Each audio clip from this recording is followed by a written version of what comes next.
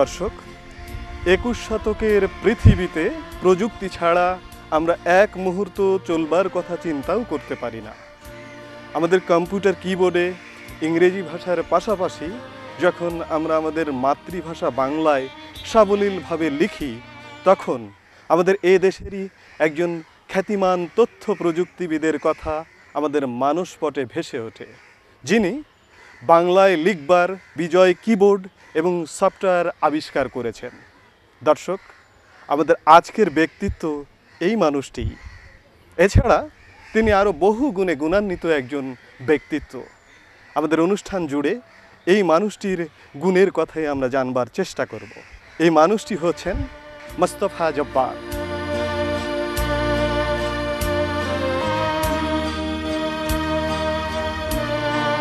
কেমন আছেন?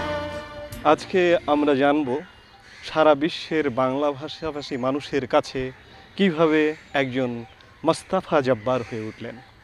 কিন্তু তার আগে আপনার জীবনের উপর নির্মিত একটি তথ্যচিত্র দেখে আসব।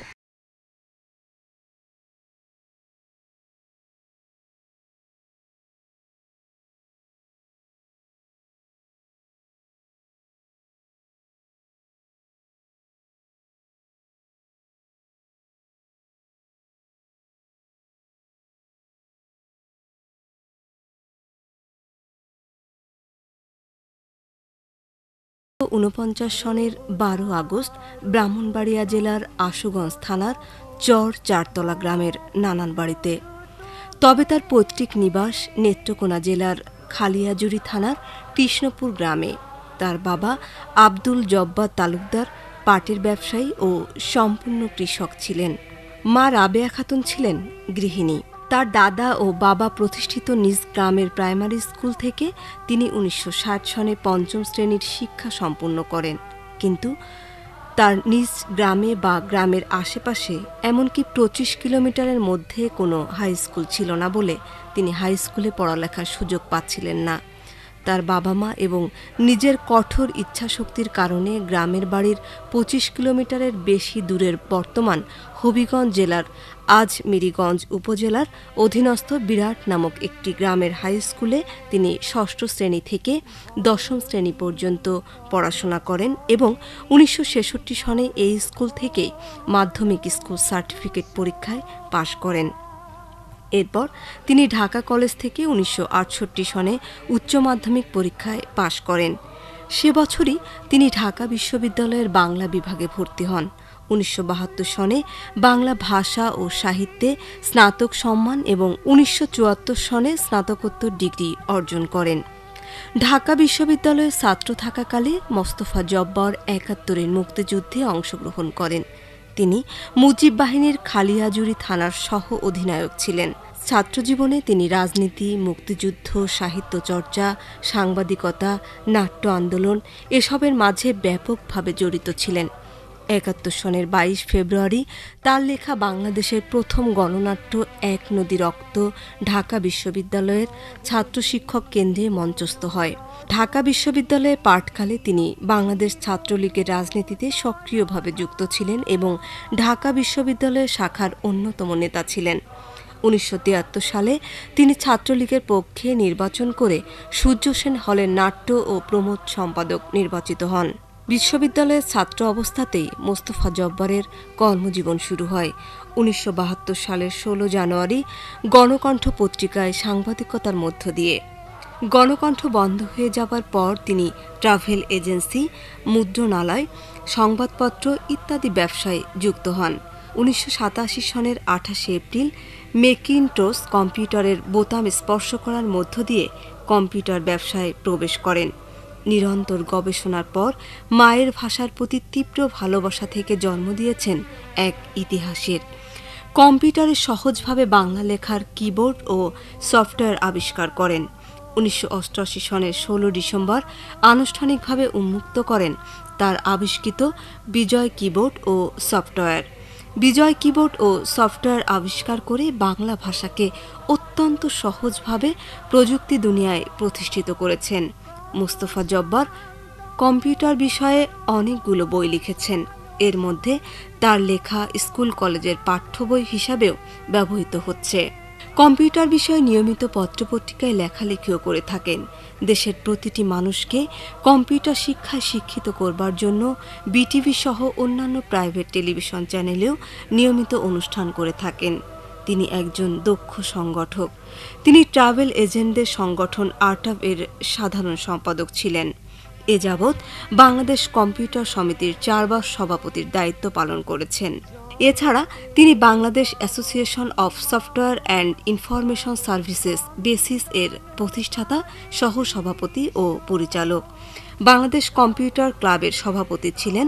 তিনি প্রধানমন্ত্রীর নেতৃত্বাধীন ডিজিটাল বাংলাদেশ টাস্কফোর্স সহ তথ্য প্রযুক্তি বিষয়ক সরকারের বিভিন্ন সংস্থার সাথে যুক্ত আছেন।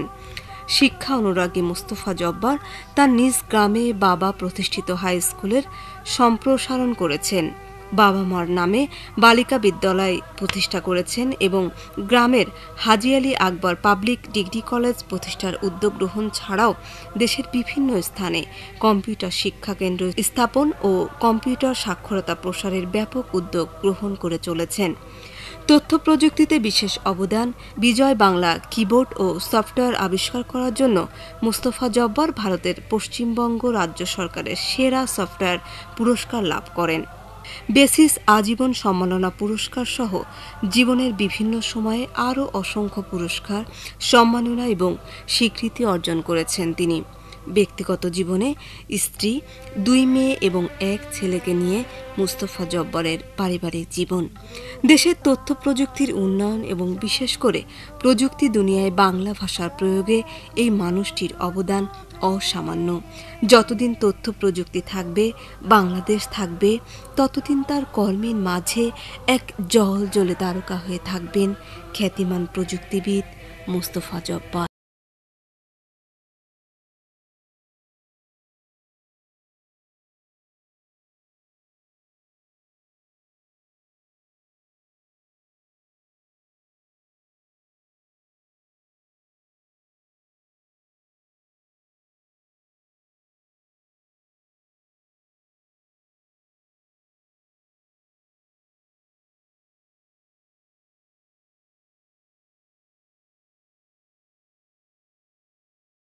প্রথমেই জানতে চাইবো যে পরিবারটিতে আপনার জন্ম, সেই পরিবারটি সম্পর্কে। আমার দাদার বাড়ি আসলে ব্রাহ্মণবাড়িয়ার নবীনগরে।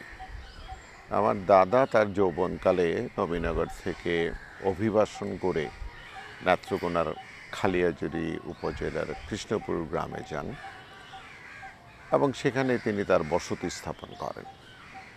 তার 5 ছেলে এবং 2 মেয়ে ছিল। আমার বাবা সবার ছোট। তো আমার জন্ম হয়েছে কিন্তু নানার বাড়িতে, সেটি ব্রাহ্মণবাড়িয়ার চর চারতলা গ্রাম, আশুগঞ্জ উপজেলায় এটা অবস্থিত। আমি 4-5 বছর পর্যন্ত নানার বাড়িতে কাটিয়েছি। 5 বছর পর্যন্ত স্কুলের যাওয়া আসাটাও আমি ওখানেই করেছি। খালাদের কাঁধে চড়ে যেতাম, নানার কাঁধে চড়ে যেতাম, স্কুলে আসা যাওয়া করেছি, লেখাপড়া কিছুটা তো হয়েছে। এরপরে আমার দাদার বাড়িতে যখন যাই, সেখানে গিয়ে আমি প্রাইমারি স্কুলের পড়াশোনাটা করি এবং প্রাইমারি স্কুলের পড়াশোনার জায়গাটার মধ্যে এটি বলে রাখা ভালো যে এটি এত প্রত্যন্ত অঞ্চল যে আমার বাড়ি থেকে 40 কিলোমিটার বৃত্তের মধ্যে কোনো হাই স্কুল ছিল না তখনও। দাদা তো মুন্সি মানুষ ছিলেন, কিন্তু আমার দাদি ছিলেন একেবারে পুরোপুরি গৃহস্থ এবং তিনি জমি জমা চাষ করা, জমি জমা জোগাড় করা, বড় করা, শেষ পর্যন্ত একটা তালুক পর্যন্ত কিনেছিলেন এবং বিশাল বড় একটি কৃষক পরিবার গড়ে উঠেছিল। আমরা 51 পরিবারতে ছিলাম।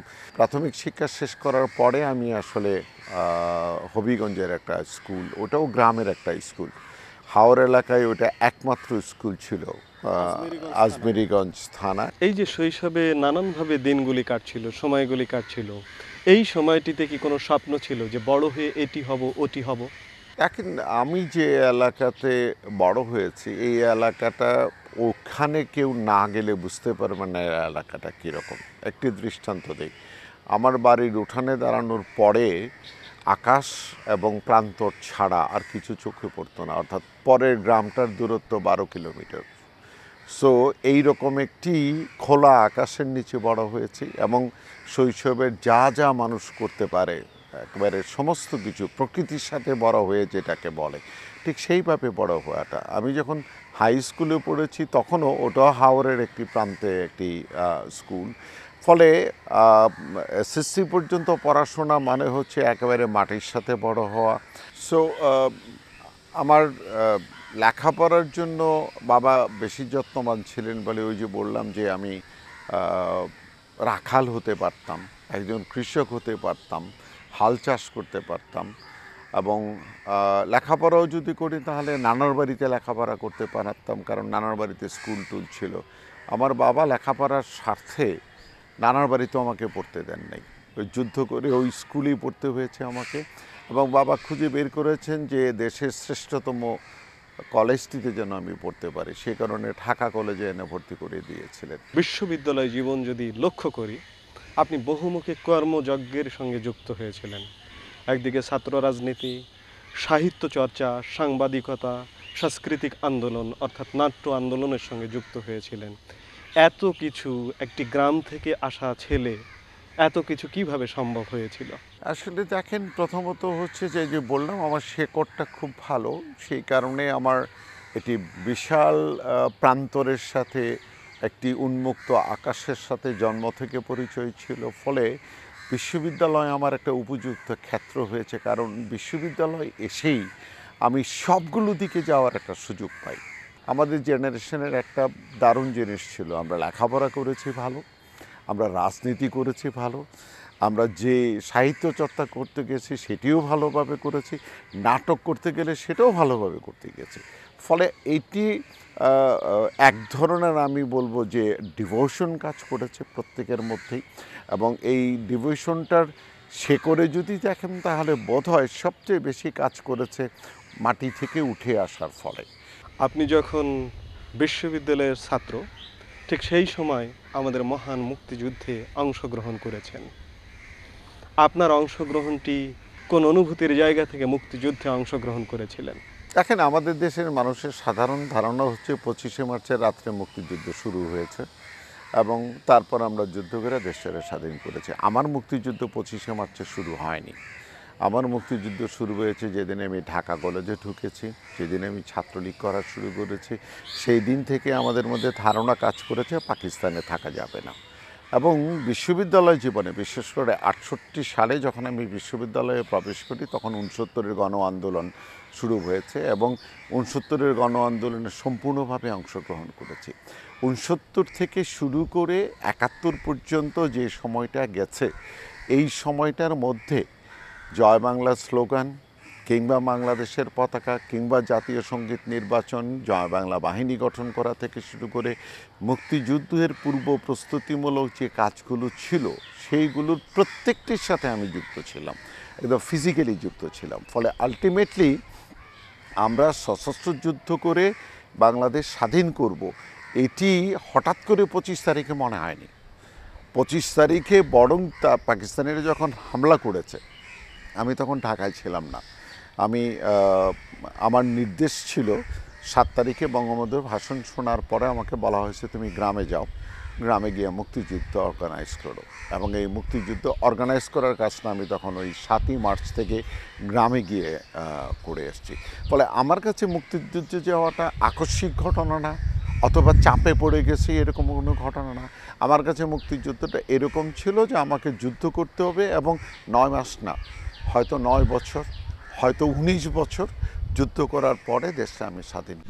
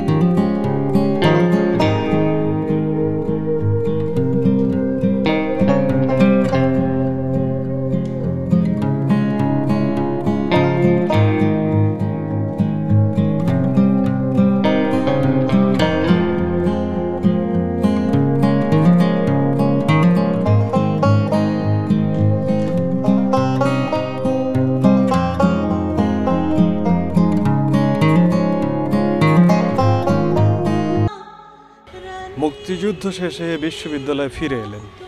ফিরে এসে আবার ছাত্রজীবন শুরু হলো। ৭৪ সনে পড়ালেখা শেষ। বিশ্ববিদ্যালয়ে জীবনের আপনার নানান কর্মকাণ্ড যদি আমি দেখি, তাহলে আজকে আপনাকে আমরা একজন রাজনীতিবিদ হিসেবে পেতাম, একজন সাহিত্যিক হিসেবে পেতাম, একজন অভিনেতা নাট্যকার হিসেবে পেতাম, একজন সাংবাদিক হিসেবে পেতাম। কিন্তু সব কিছুকে ছাপিয়ে আপনার কর্মজীবনটি একটু অন্যভাবে শুরু হয়েছিল। এই কর্মজীবনটি কিভাবে শুরু হলো? আমি যখন মুক্তিযুদ্ধ থেকে ফিরে আসি, ঢাকায় এসে দেখে আমার বন্ধু একটা পত্রিকা বের করা শুরু করেছে। পত্রিকার নাম গণকণ্ঠ। গণকণ্ঠ নামে আমাদের একটা প্রকাশনা ছিল। ওই বিশ্ববিদ্যালয় জীবনে আমরা গণকণ্ঠ নামে একটা প্রকাশনা করতাম, ওই নামটাই ব্যবহার করা হয়েছে। বস্তুত আমার কর্মজীবনটা হচ্ছে প্রাতিষ্ঠানিকভাবে ওইখান থেকে শুরু। ৭৫ সালে গণকণ্ঠ বন্ধ হয়ে যায় এবং ৭৫ সালের পরে আমার জন্য একটা বড় চ্যালেঞ্জ হয়ে যায় যে আমি নতুন কি পেশায় যাব। তখন আমার এক বন্ধু আমাকে একটা কর্মসংস্থানের ব্যবস্থা করেন, সেটা হচ্ছে একটা ট্রাভেল এজেন্সিতে। বস্তুত একজন কেরানির চাকরি অথবা আমার কাছে পিয়নের চাকরির মনে হতো, কারণ আমি পাসপোর্ট ক্যারি করে বাংলাদেশ ব্যাংকে নিয়ে যেতাম, আবার বাংলাদেশ ব্যাংক থেকে পাসপোর্ট ক্যারি করে অফিসে নিয়ে আসতাম। আমার যিনি বস ছিলেন তিনি ইন্টারমিডিয়েট পাস ছিলেন, তো রহমান সাহেব। বাট তারপরেও আমার কাছে মনে হয়েছিল যে পেশা তো, এবং আমার তখন বিকল্প কিছু ছিল না, কারণ কিছুদিন আগে কেবল বিয়ে করেছি, 2 জনের সংসার, আমার ভাই বোনেরা আছে, তাদের লেখাপড়ার বিষয় আছে, এই উপার্জন করতে হবে। তো ট্রাভেল এজেন্সি করতে গিয়ে কিছুদিনের মধ্যে বুঝলাম যে আমি ট্রাভেল এজেন্সি বুঝি ভালো। আমার কাছে এক ভদ্রলোক প্রস্তাব দিলেন যে আমরা একটা ট্রাভেল এজেন্সি করি না কেন। সেখান থেকে একটা ট্রাভেল এজেন্সি আমরা করলাম। ওই ট্রাভেল এজেন্সি করতে গিয়ে দেখলাম যে নিজে একটা ট্রাভেল এজেন্সি করতে পারি, কারণ ট্রাভেল এজেন্সির জন্য আমার কোনো খরচ নাই, শুধুমাত্র একটা অফিস লাগবে, বাকিটা আমার মেধা। সো আমার মেধা দিয়ে প্র্যাকটিক্যালি 1976 সালে আমার নিজের প্রতিষ্ঠান জন্ম হয়, আনন্দ ভ্রমণ লিমিটেড বলে একটি প্রতিষ্ঠান। ট্রাভেল এজেন্সি করতে গিয়ে আমার আগের নেশা আমার যায় নাই, ছাপাখানার নেশা যায় নাই, পত্রিকার নেশা যায় নাই। 81 সালে প্রথমে আমি একটা ছাপাখানা ভাড়া করি আজিমপুরের। একটা ছোট্ট ট্রেডেল মেশিন, সিসার হরফ দিয়ে, ওই ট্রেডেল মেশিনের উপরে ভিত্তি করে প্র্যাকটিক্যালি আমার ছাপাখানার যুগটা আবার শুরু হয়, যেটা 75 সালে শেষ হয়ে গেছিলো। 6 বছর পরে আমি আবার ওই ছাপাখানার যুগে প্রবেশ করি। 83 সালে এসে আমি একটা পত্রিকা বের করি। এটা একটা সিনেমা পত্রিকা ছিল, ওইটাকে একটা সাময়িকীতে রূপান্তর করে ওটার নাম নিপুণ। নিপুণ যখন বের করি তখন আসলে আমার প্রযুক্তিগত যে জায়গাটা, এই জায়গাতে একটা দারুণ রকমের পরিবর্তন আসে। আমি একটু কালার কনসেপ্ট নিয়ে কাজ করা শুরু করি, কোয়ালিটি নিয়ে কাজ করি। পত্রিকাটা খুব জনপ্রিয় হয়েছিল। এইটা করতে করতে মনে হলো এটা আমার সম্পাদনায় ছিল না, আমি শুধুমাত্র কিনে এনে পত্রিকাটা বের করতাম। 87 সালে এসে আমার মনে হলো যে আমি নিজের পত্রিকা বের করব, আনন্দপত্র বের করব। এবং আনন্দপত্র বের করতে গিয়েই তখন মনে হলো যে কোয়ালিটি কেমনে ইমপ্রুভ করা যায়, সিসার হরফ দিয়ে কম্পোজ করা যায়। আরেকটি রাস্তা হলো তখন প্রচলিত হয়েছে, সেটা হচ্ছে ফটো কম্পোজ। ফটো কম্পোজ এইরকম কোয়ালিটি যে দেখতে মুগ্ধ হয়ে যেতে হয় অক্ষরের চেহারা দেখে, কিন্তু একটা ফটো কম্পোজ সিস্টেমের দাম 1 কোটি টাকা। সো 1 কোটি টাকা দিয়ে আমি ফটো কম্পোজ মেশিন কিনতে পারবো না। অল্টারনেটিভ কী আছে? অল্টারনেটিভ খুঁজতে খুঁজতে দেখলাম যে এই পার্সোনাল কম্পিউটার দিয়েও কম্পোজের কাজ করা যায়। ঢাকায় 86 সালে একটা সাপ্তাহিক পত্রিকা এই পার্সোনাল কম্পিউটার দিয়ে ছাপা হওয়া শুরু হলো। পার্থক্য যেটা, সেটা হচ্ছে এটা ইংরেজি পত্রিকা। ইংরেজি পত্রিকা ছাপা যেতে পারে।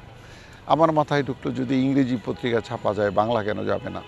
কম্পিউটারের কোনো ভাষা নাই, অতএব আমি যদি কম্পিউটারকে বাংলা হরফ বানিয়ে দিতে পারি, তাহলে কম্পিউটার বাংলা পত্রিকাও ছাপতে পারবে। আজকে সারা পৃথিবীর বাংলা ভাষাভাষী মানুষের কাছে আপনি সুপরিচিত একজন মানুষ। মায়ের ভাষা বাংলাকে ভালোবেসে জন্ম দিয়েছেন ইতিহাসের। সহজভাবে বাংলা লেখার বিজয় কিবোর্ড এবং সফটওয়্যার আবিষ্কার করেছেন। কিভাবে সম্ভব হয়েছিল এই অসাধ্য সাধন? এই শুরুটা হচ্ছে এইভাবে যে বাংলা পত্রিকা প্রকাশ করব আমি 87 সালের মে মাসের 16 তারিখে। ভারতের কলকাতায় তৈরি করা একটা ফন্ট ছিল বঙ্কিম।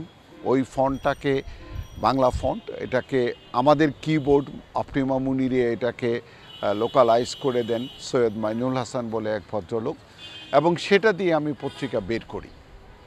তখনও পর্যন্ত কম্পিউটার প্রযুক্তির সাথে আমার কোনো সম্পর্ক নাই, পত্রিকা বের করা ছাড়া আর কিছু জানি না আমি কম্পিউটারের। ওটা বের করার পরে গিয়ে দেখতে পেলাম অক্ষর সুন্দর না, এবং ওই দ্রুতগতিতে টাইপ আমি করতে পারি না। সেটার জন্য আমাকে মনে হলো যে নিজের ইনভলভ হওয়া ছাড়া উপায় নেই, কারণ যাকেই বলি কেউ আমার এই কাজ করতে রাজি হয় না, অক্ষর বানায় দিতেও রাজি হয় না, এবং কিবোর্ডটাকে সহজ করার জন্যও রাজি হয় না। ফলে আমি আপনার সেপ্টেম্বর 87 সাল থেকে একটু গবেষণা শুরু করি। প্রথম ফন্ট বানাই, নিজের হাতে একটা বাংলা হরফ তৈরি করি যেটা হরফের ত্রুটিটা দূর করে। তারপরে প্রবলেম যেটা দেখা গেল সেটা হচ্ছে যে কিবোর্ডটাকে ছোট করে নিয়ে আসা যায় কিনা, কম অক্ষরে করা যায় কিনা। এই গবেষণা করতে করতে 88 সালের ডিসেম্বর পর্যন্ত প্র্যাকটিক্যালি এই সময়টুকু আমার লেগেছে। 16ই ডিসেম্বর আমি বিজয় কিবোর্ড প্রকাশ করি। বস্তুত আপনি যে প্রশ্নটি বলেছেন এটার জবাব হচ্ছে বিজয় কিবোর্ড। বিজয় কিবোর্ডের কারণটি হচ্ছে বিজয় কিবোর্ডে প্রথম ওই যে 454 অক্ষরের বাংলা লেখা, এটা 25 বোতামের মধ্যে চলে আসলো। ফলে যেই গতিতে আমি ইংরেজি টাইপ করতে পারতাম তার চেয়ে দ্রুত গতিতে বাংলা টাইপ করতে পারি। আমার যুক্তাক্ষরের সমস্যা মিটে গেল, কিবোর্ডে যুক্তাক্ষর থাকার দরকার নাই, এবং অক্ষরগুলো অবিকৃতভাবে ব্যবহার করতে পারা আমার সম্ভব হয়ে গেল। সো অ্যাকচুয়ালি এটা আমার জন্য মাইল ফলক, বাংলা ভাষার জন্য মাইল ফলক, এবং সারা পৃথিবীতে বাংলা হরফ যারা ব্যবহার করে তাদের জন্য মাইল ফলক। কারণ বাংলা ঠিক সমকক্ষভাবে অথবা ভালোভাবে ব্যবহার করার জায়গাটা গিয়ে দাঁড়ায়। আপনার নানামুখী ভূমিকার কারণে আজকে স্কুল লেভেল থেকে কম্পিউটার শিক্ষায় শিক্ষিত জনগোষ্ঠী গড়ে উঠছে। আপনার লেখা বইও পাঠ্য হিসেবে ব্যবহার হয়।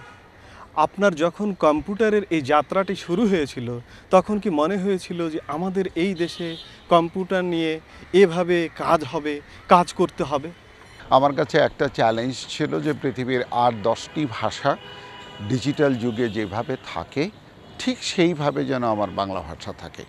এটি একেবারে 87 সাল থেকে এখন পর্যন্ত আছে, আমৃত্যু এটা থাকবে। যেটার ফলে আমরা যেটা করেছি সেটা হচ্ছে এখন পৃথিবীতে এমন কোনো ডিজিটাল যন্ত্রে নাই যেই যন্ত্রে বাংলা লেখা যায় না, অথবা যেই যন্ত্রে সক্ষমতার সাথে বাংলা লেখা যায় না, কোনো ত্রুটিহীনভাবে লেখা যায় না। এটা এনশিওর করা আমার একটা কাজ ছিল। আমার নিজের কাছে একটা স্যাটিসফ্যাকশন কাজ করে যেটা আমি এনশিওর করতে পেরেছি।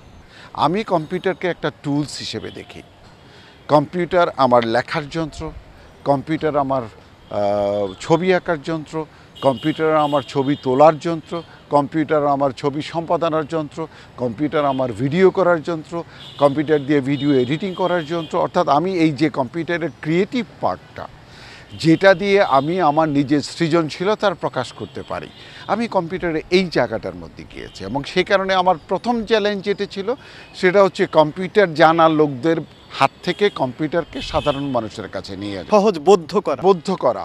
সে কারণে আমার বাংলায় বই লিখতে হয়েছে, সে কারণে আমাকে বাংলায় ট্রেনিং দিতে হয়েছে, এবং বাংলায় বই লেখাটা আমার একেবারে শিশু শ্রেণী থেকে শুরু করে মাস্টার্স ক্লাস পর্যন্ত। কারণ আমি যখন শুরু করি তখন লোকজন বিশ্বাস করেন এই বাংলায় কম্পিউটার চর্চা করা যায়, এটি ধারণার বাইরে ছিল।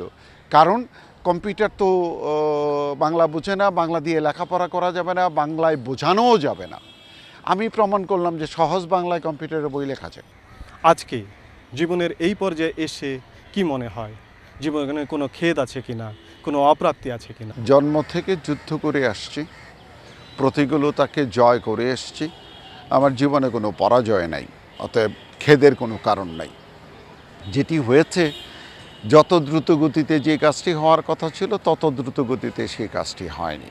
জীবনে এই পর্যায়ে আসবার পেছনে যাদের অবদানের কথা বলতে চান, নিশ্চয়ই অনেক মানুষের অবদান আছে। শুরুটা আমার মা, আমার বাবা। বিকজ বাবা যদি আমাকে রাখাল না বানিয়ে স্কুলে না পাঠাতেন তাহলে আজকের মোস্তফা জব্বার হতো না। আমার বিশ্ববিদ্যালয় জীবনে যারা আমার সঙ্গী ছিলেন, আমার বন্ধুরা প্রায় সবাই জীবিত, সকলে, তাদের কাছে আমি ঋণী। আমার পরিবারের কাছে আমি ঋণী, আমার স্ত্রী, পুত্র, কন্যা, তাদের কাছে। আজকে আমাদের তরুণ প্রজন্মের আদর্শের জায়গাটি দখল করেছেন আপনি। তরুণ প্রজন্মই আমাদের ভবিষ্যৎ। তাদের উদ্দেশ্যে আপনার পরামর্শ কী হবে? আমি আমার নিজের জীবন থেকে দেখেছি যে শিক্ষাটা একটা ভিত্তি হিসেবে কাজ করে, কিন্তু কর্মজীবনটাকে সম্প্রসারিত করতে হয় এবং সেটি পাঠ্য বই অথবা পাঠ্য তালিকা এর মধ্যে সীমাবদ্ধ থাকে না, প্রাতিষ্ঠানিক শিক্ষার মধ্যে থাকে না। এদের জন্য চ্যালেঞ্জটা আরও বেশি, কারণ আমাদের যে পরিবর্তনটা হয়েছে জীবদ্দশাতে, এই পরিবর্তনের চেয়ে হাজার গুণ পরিবর্তন তাদের জীবদ্দশাতে হবে, তাদের কর্মজীবনে হবে। পৃথিবীতে শতকরা 90টি প্রচলিত পেশা বিলুপ্ত হয়ে যাচ্ছে, নতুন পেশার জন্ম হচ্ছে। আমি তাদেরকে অনুরোধ করব, যে অবস্থাতেই থাকো নতুন পেশার জন্য উপযুক্ত হতে হবে, দক্ষতা অর্জন করতে হবে। আগামী দিনটা হচ্ছে জ্ঞানভিত্তিক সমাজের দিন। সেখানে তুমি যদি তোমার মেধা প্রয়োগ করতে না পারো, তুমি যদি জ্ঞানের অধিকারী না থাকো, তুমি যদি জ্ঞান কর্মী না হতে পারো, তাহলে আগামী দিনের পৃথিবীতে তুমি টিকে থাকতে পারবে না। সেই কারণে জ্ঞান চর্চাটা একমাত্র উপায় যেটির মাধ্যমে তুমি সবার উপরে থাকতে পারো। আজকের মোস্তফা জব্বারের কোনো ভ্যালু থাকতো না মোস্তফা জব্বার যদি জ্ঞানটুকু এর মধ্যে ধারণ করতে না পারত। সুতরাং সেই জায়গাটা আমি মনে করি আমার প্রত্যেকটি নতুন প্রজন্মের ছেলে মেয়ের কাছে পৌঁছানো উচিত। মহান মুক্তিযুদ্ধের মাধ্যমে অর্জিত আমাদের এই বাংলাদেশ, আপনি নিজেও একজন বীর মুক্তিযোদ্ধা। আজকে এই পর্যায়ে এসে আমাদের এই দেশটিকে কেমন দেখছেন, কিংবা দেশ নিয়ে আপনার যদি কোনো স্বপ্ন থেকে থাকে? দেখেন, আমাদের 71 সালের সাথে যদি আপনি 2016 সালকে একটু তুলনা করেন, তাহলে বোঝা যাবে যে আমরা কতটা অগ্রগতি সাধন করতে পেরেছি। আমি শুধুমাত্র দুটো মন্তব্য আপনাকে উল্লেখ করিয়ে দিই। 2014 সালে ভারতের প্রধানমন্ত্রী নরেন্দ্র মোদী ডিজিটাল ইন্ডিয়া ঘোষণা করেছেন। আমরা এটা করেছি 2008-এ। নরেন্দ্র মোদী যখন ডিজিটাল ইন্ডিয়ার কথা বলেন, তখন বলেছেন বাংলাদেশ থেকে শিক্ষা গ্রহণ করতে হবে। মার্কিন পররাষ্ট্রমন্ত্রী হেনরি কিসিঞ্জার 72 সালে বাংলাদেশকে তলাহীন ঝুড়ির দেশ বলেছিলেন। সেই মার্কিন প্রেসিডেন্ট কেনিয়াতে গিয়েছেন 2015 সালে। কেনিয়াবাসীদেরকে বলেছেন বাংলাদেশ থেকে শিক্ষা গ্রহণ করো। আমার একজন মুক্তিযোদ্ধা হিসেবে এটি অনেক বড় পাওনা যে বাংলাদেশ খারাপ কিছুর দৃষ্টান্ত হিসেবে পরিচিত ছিল, তলাহীন ঝুড়ির দেশ ছিল। সেই বাংলাদেশকে যদি কেউ অনুসরণ করার কথা বলে, তখন সেটি গর্ব করার মতন দেশ হয়। বিশেষ করে শেখ হাসিনার আমলে প্রথমে 96 থেকে 2001 এবং 2009 থেকে আজ পর্যন্ত বাংলাদেশকে তিনি সকল দিক থেকে যেটুকু ট্রান্সফর্ম করেছেন, এর মধ্য থেকেও আমি আলাদা করে দেখব ডিজিটাল ট্রান্সফরমেশন যেটুকু করেছেন, এইটুকু এমন একটি অবস্থায় দাঁড় করাবে যেটি আমি মনে করি আমাদের জীবদ্দশাতে হয়তো দেখে যাব যে ইউরোপের অর্থনীতির মতন বড় অর্থনীতি বাংলাদেশের, একটি উন্নত দেশের কাঠামোর মধ্যে বাংলাদেশ পৌঁছে যাচ্ছে। এবং সবচেয়ে বড় যে স্বপ্নটা আমাদের, বাংলাদেশের জনসংখ্যার 66% এখন কর্মক্ষম। এটি 31 সাল পর্যন্ত গিয়ে 71% গিয়ে উঠবে। আমার যদি কেবলমাত্র এই জনসংখ্যাকে সম্পদ হিসেবে তৈরি করে ব্যবহার করার মতন অবস্থাটা থাকে, তাহলে পৃথিবীর কোনো শক্তির ক্ষমতা নাই বাংলাদেশের সাথে তুলনা করার মতন জায়গায় যেতে পারে। এতক্ষণ আপনার সঙ্গে সুন্দর একটি সময় কাটালাম। এবার আমাদের যাবার সময় হলো, যেতে হবে। বিদায় চাইছি, ভালো থাকবেন, সুস্থ থাকবেন। তবে আমরা বিদায় নেব আপনার পছন্দের একটি গান শুনতে শুনতে।